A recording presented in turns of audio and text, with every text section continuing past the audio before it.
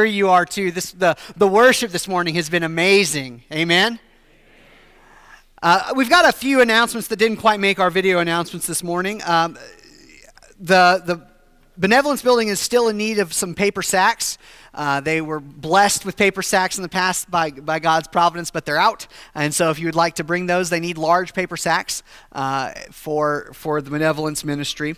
Caitlin Curtis's bridal shower is the 28th at 2. And you can talk to the Curtises if you need some more information about that. And our Walk for Life is May 11th, and you can talk to, you've seen the table out there. Marlene knows more about that. I also have a call to arms for our men. As you heard on our announcements, we've got our prayer breakfast here tomorrow morning. And so if you would like to help cook for that, see Lyle. Lyle's heading that up for us. And so if you want to talk to him after services, get a crew together for that, that would be wonderful. There's so much going on in these next couple weeks. And so if you were looking to maybe invite some people, if you had people on your heart who you know need to be here, if you have people in your life that you care about, that you would want them to grow in their relationship with Jesus, this is a time to invite them. One of the things I'm really looking forward to is our praise service on Friday. If you're not planning on making that, you need to change your plans. It's going to be a wonderful experience. I'm really looking forward to it. Something that we've been planning for weeks now, and I think it's going to be just a wonderful time where we can lift up God and the Spirit can move and work. My wife and I are we're very different people. You know, the saying is opposites attract, right? And that is true in our case. She is very, very detail-oriented. I'm very, very big picture. She is very, she hates scary movies. I love them. Like even the cheesy 80s slasher flicks, I love those too. I love scary movies. One of the things that we're really different about is I can multitask, and she cannot. In fact, if there is a movie on the screen at all, she has to stop and watch it. Like if anything is playing, it's almost like, you know, the bug light with the bugs, they get drawn in. I'm very different. In fact, I like to have something going while I'm working. So I'll listen to a podcast or do something while I'm working. And one of the things that I found when I was in college to help me study was the wonderful invention of Netflix and reality TV. Because I don't want something too interesting or I'll get drawn in, right? And my go-tos were My 600-Pound Life. Anybody? That was a very binge-worthy show. It makes me feel better about myself. And then you also have, this is the one that really got me in, Undercover Boss. Anybody watch that one? Yeah, okay. And the way that show works is you've got the CEO of these billion-dollar companies who go undercover in their own company and work alongside some of the manual laborers a lot of the time who work in their company. And there's something wonderful about that, and you could kind of see them come to understand some of the struggles that their workers go through, and you get to see them grow as people. It's a really fun kind of show. But I'll be honest with you, after the first season, I started getting a little cynical. Because, I mean, people show up with cameras, and this new guy starts working there. You think they might have figured it out. I don't know. That's just me, okay? That's just me. I got something in the back of my hand saying, do they know? Do they really know? Anyway, you know, the thing that appeals to us about that show is this larger-than-life character who is really above all that work, comes down and gets in the mess of it, gets his hands dirty. This morning we're going to look at a story where the highest of the high becomes the lowest of the low. If you want to turn with me to John chapter 13. John chapter 13, starting in verse 1. This is shortly before Jesus will end his earthly ministry. They've come together to eat one last meal together. And Last words are a big deal. You know, we have all these different famous last words of people. And the reason last words are a big deal is because these people know that every word that they have could be their last. They want to say something that means something. They want to say something that will carry the people who are left on after they're gone. And so Jesus here has kind of a last word for his disciples. It's important. He wants them to carry this with them in their hearts. He wants them to carry this with them as they think about who he is and what he wants them to do going forward. Verse 1 says this, "Now before the feast of the Passover, when Jesus knew that his hour had come to depart out of this world to the Father, having loved his own who were in the world, he loved them to the end." I love the way that starts. Jesus knows that the end is coming. Jesus knows that his time has come, and he's going to love them to the end. And the way that he does that is where we're going to really focus in on here, because what he does is unspeakably beautiful, but we're gonna try and put some words to it anyway. During supper, when the devil had already put it into the heart of Judas Iscariot, Simon's son, to betray him, Jesus, knowing that the Father had given all things into his hands, and that he had come from God and was going back to God, rose from supper.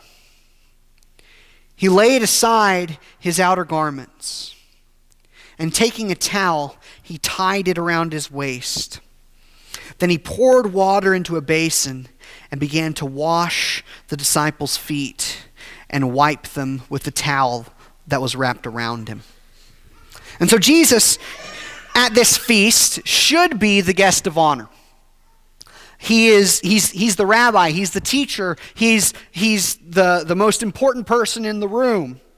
And more than that, though the disciples haven't quite grasped it yet, he is the one by whom all things were made. He is the only Son of the Father. He is the second person of the Trinity. He is God Most High. And yet,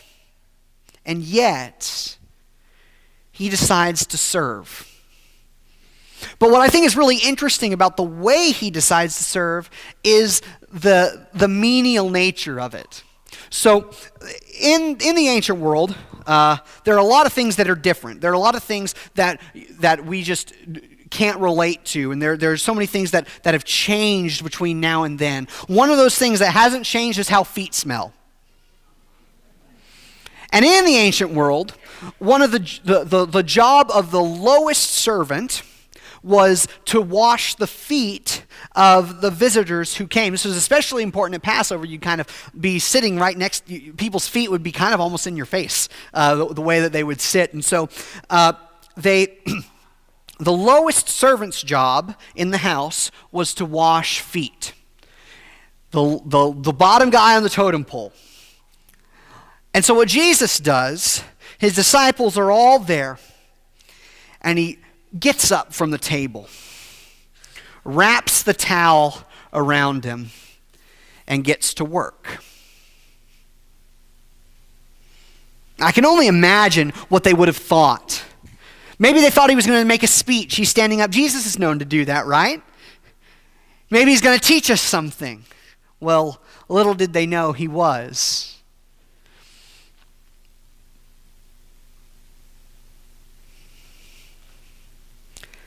He came to Simon Peter, who said to him, "Lord, do you wash my feet?" Jesus answered him, "What I'm doing, you do not understand now, but afterward you will understand." You see, Peter has the same kind of reaction that I do when I see this. Jesus, you don't have any business doing this. What are you thinking? And Jesus says, you don't get it now, but you will. Because what Jesus is doing here in a way that's powerfully visual for the people who are there is showing them loudly and clearly what he will again show them on the cross. That self-sacrificial love means something.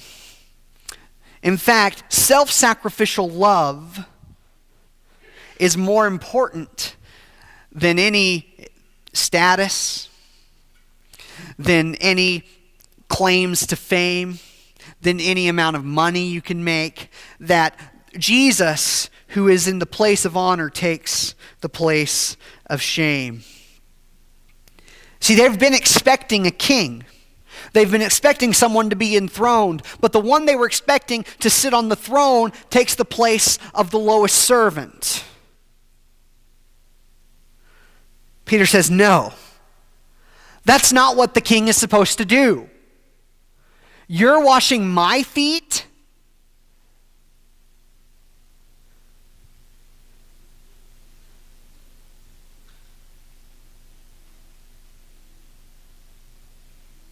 Peter said to him, you will never wash my feet. Jesus answered him, if I do not wash you, you have no share with me. See, Peter, he doesn't get it. He's convinced that's not the way that the king behaves. That's not what God is supposed to do. God isn't supposed to be about humbling. God isn't supposed to be about mercy. God's supposed to be about sitting on the throne. The Messiah is supposed to kick the Romans out of Jerusalem. The Messiah is supposed to be this great military leader who's going to right every wrong, who's going to get vengeance on our enemies. And Jesus says the king is a servant. The king is not someone giving vengeance, but someone giving mercy. He says, if I do not wash you, you have no part in me. So Simon Peter said, Lord, not only my feet, but also my hands and my head. Jesus said to him, the one who is bathed does not need to wash except for his feet, but is completely clean. And you are clean, but not every one of you. For he knew who was going to betray him, and that is why he said, not all of you were clean. So Jesus does this thing for them. They object to it because they say, Jesus, that's not the kind of Messiah we're looking for. We're not looking for this self-sacrificial kind of Messiah. We're looking for this Messiah who's going to give us what we want without that sacrifice. We're not looking for a Messiah who picks up the towel and washes feet. We're looking for a Messiah who puts a Ferrari in our garage. After saying these things, he says, when he had finished washing their feet and put on his outer garments, and he resumed to his place, and he said to them, do you understand what I have done to you? You call me teacher and Lord, and you are right, for so I am.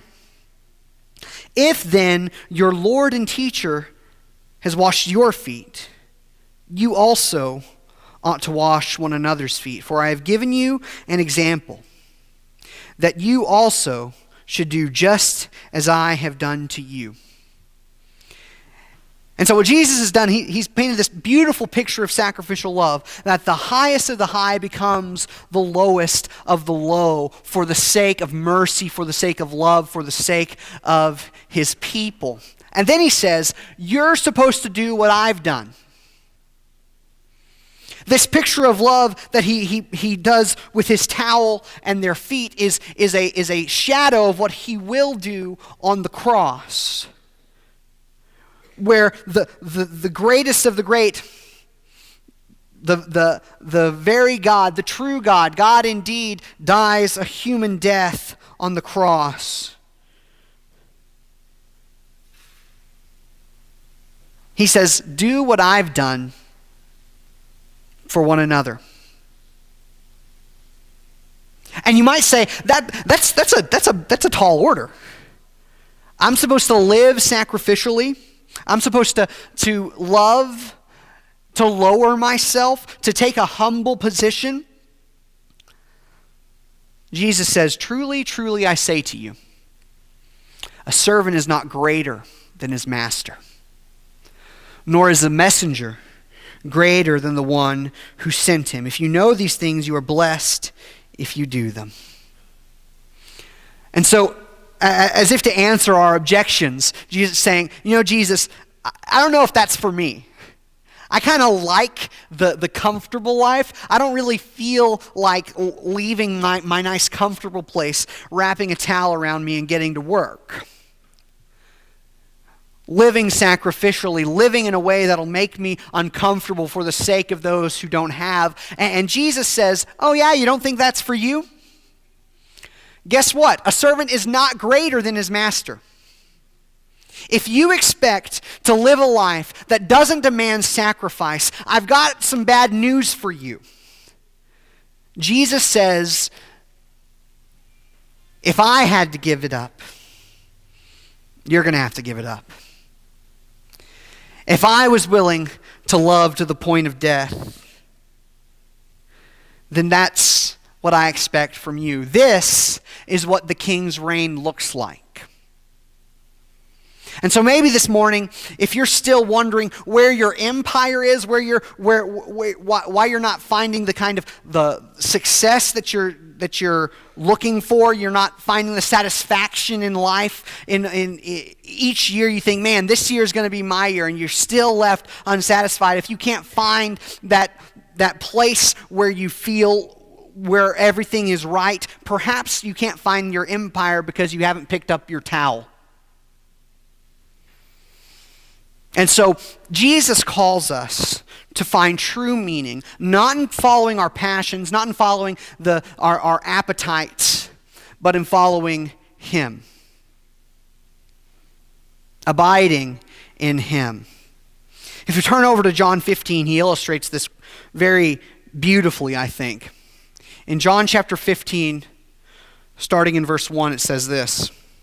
Jesus says this. He says, I am the true vine, and my Father is the vine dresser.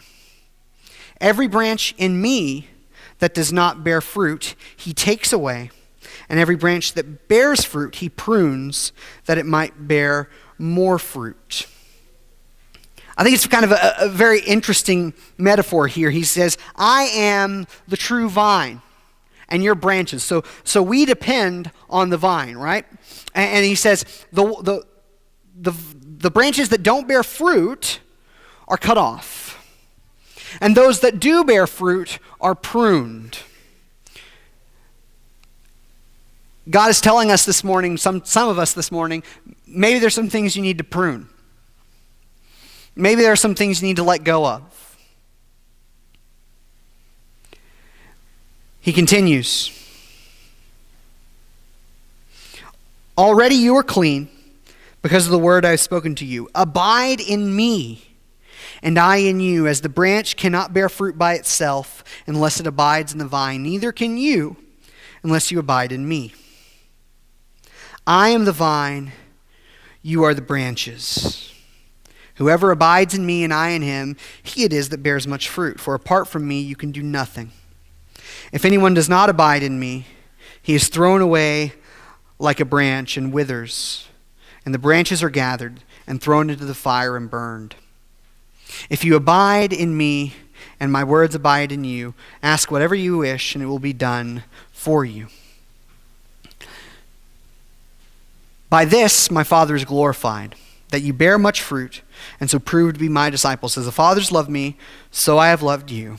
Abide in my love. One of my favorite movies, it's kind of a cult classic. You can judge me for this if you want, but it's The Big Lebowski. Anybody seen that one? One of the sayings in The Big Lebowski is, the dude abides. You guys know that?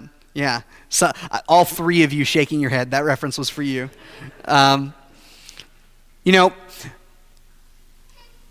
Abide is this word that colloquially means live, but it comes from the word abode. It's where you make your home. And Jesus says, you need to make your home in me.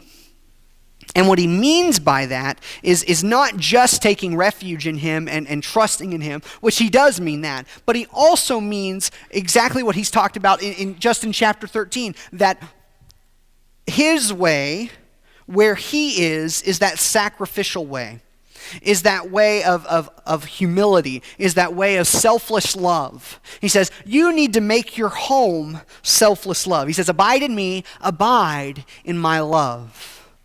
The love that picks up the towel, the love that picks up the cross. He said, if you keep my commandments, you will abide in my love, just as I have kept my Father's commandments and abide in his love. These things I have spoken to you, that my joy may be in you, and that your joy may be full. You know, one of the things that we think about is this: God calls us to sacrificial love, and we think, well, God, don't you want us to be happy? Don't you want me to be happy? And he says, look, what I'm telling you is my way, the way of selflessness, is the way that is full of joy, is the way that is truly joyful. He says, I have come that you might have life and have it abundantly. And the dirty secret of the world is, if you follow your own appetites and you live your life trying to fulfill yourself, you'll always be empty. But if you empty yourself, you'll find it. Jesus says it this way: anyone who wants to save his life will lose it, but he who loses his life for my sake, he will find it.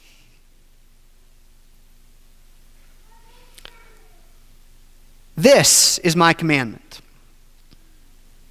that you love one another as I have loved you. Greater love has no one than this, than someone lay down his life for his friends. You are my friends, if you do what I command you. No longer do I call you servants, for the servant does not know what his master is doing, but I have called you friends. For all that I have heard from my Father, I have made known to you. You did not choose me, but I chose you and appointed you that you should go and bear fruit, and that your fruit should abide, so that whatever you ask the Father in my name, he may give it to you. These things I have commanded you, so that you will love one another. And so he says, the one who loves will keep my commandments. And this love that he's talking about is that self-sacrificial love. But there's a couple things in here that I think are really powerful. One of the things is he says, you did not choose me, I chose you. And that's definitely true in the case of the disciples, right? You remember, they were sitting by their nets. They were out there fishing, and he says, come, follow me, and I will make you fishers of men. They didn't choose him.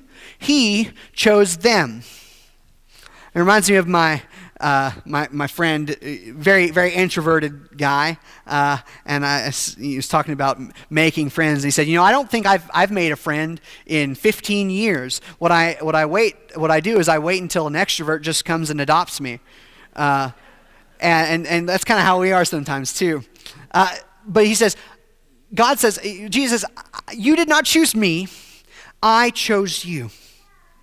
And guess what? If Jesus chose you, he doesn't make bad choices. You might not feel worthy this morning. You might not feel like you have a lot to give. You might not feel that even if you picked up your towel and you got to work, that you don't have much to offer. Jesus doesn't make bad choices. You're not a mistake. You are a friend of God. And so he calls us to love. Love the good. Love the bad. Love the unworthy. Love the undeserving. Because this is the love that the Father pours out on us. And you might say, well, that sounds like not a pleasant experience. I'm good with loving the good, but when it comes to the bad, the unworthy, my enemy, seems like it's going to be uncomfortable. And Jesus doesn't mince words about it. In verse 18, he says, if the world hates you, know that it hated me before it hated you. If you are of the world would love you as its own, but because you are not of the world, but I chose you out of the world, therefore the world hates you.